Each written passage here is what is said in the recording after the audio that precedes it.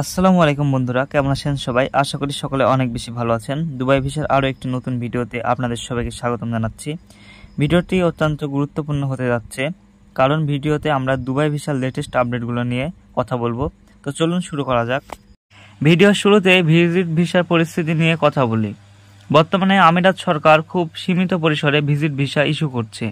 প্রতিদিন গড়ে 50 থেকে 60টি ভিজিট ভিসা অনুমোদিত হচ্ছে। তবে এ ভিসার খরচ তুলনামূলক অনেক বেশি।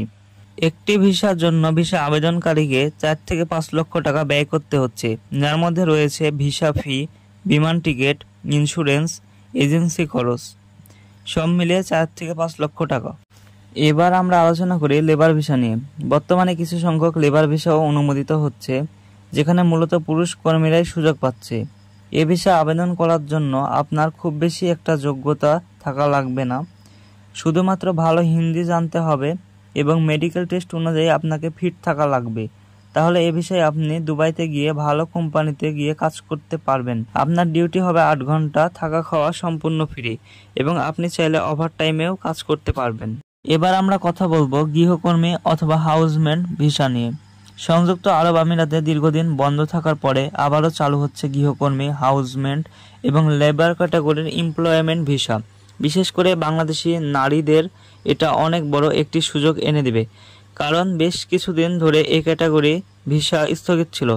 এখন সেটি আবারও চালু করা হচ্ছে, যে কারণে নারীদের ব্যাপক কাজের সম্ভাবনা তৈরি হয়েছে সংযুক্ত আরব আমিরাতে। তবে একটা কথা এখানে স্পষ্ট করে বলা দরকার, বাংলাদেশ থেকে এখন পর্যন্ত ফ্যামিলি ভিজিট ভিসা ইস্যু হচ্ছে না। অর্থাৎ একজন নারী দুবাইতে গিয়ে স্বামী, সন্তান অথবা অন্যান্য কোনো আত্মীয় স্বজনকে ভিসা স্পন্সর করে দুবাইতে নিয়ে যেতে পারবে না। তবে এ বিষয়ে নতুন আশার আলো পাওয়া গেছে সাম্প্রতিক কূটনৈতিক বৈঠকগুলোতে। এই ইস্যুটা অনেক গুরুত্বপূর্ণ ভাবে দেখা হচ্ছে। বিশেষজ্ঞদের মতে জুন মাসের মাঝামাঝি সকল ভিসা খুলে দেওয়া হবে। তো আজকের ভিডিওটি এ পর্যন্তই। আমার ভিডিওটি যদি আপনার ভালো লেগে থাকে তাহলে আমার চ্যানেলটিকে অবশ্যই সাবস্ক্রাইব করে পাশে থাকা বেল আইকনটি অলে প্রেস করে দিবেন। ততক্ষণ সবাই সুস্থ থাকবেন, ভালো থাকবেন। আল্লাহ হাফেজ।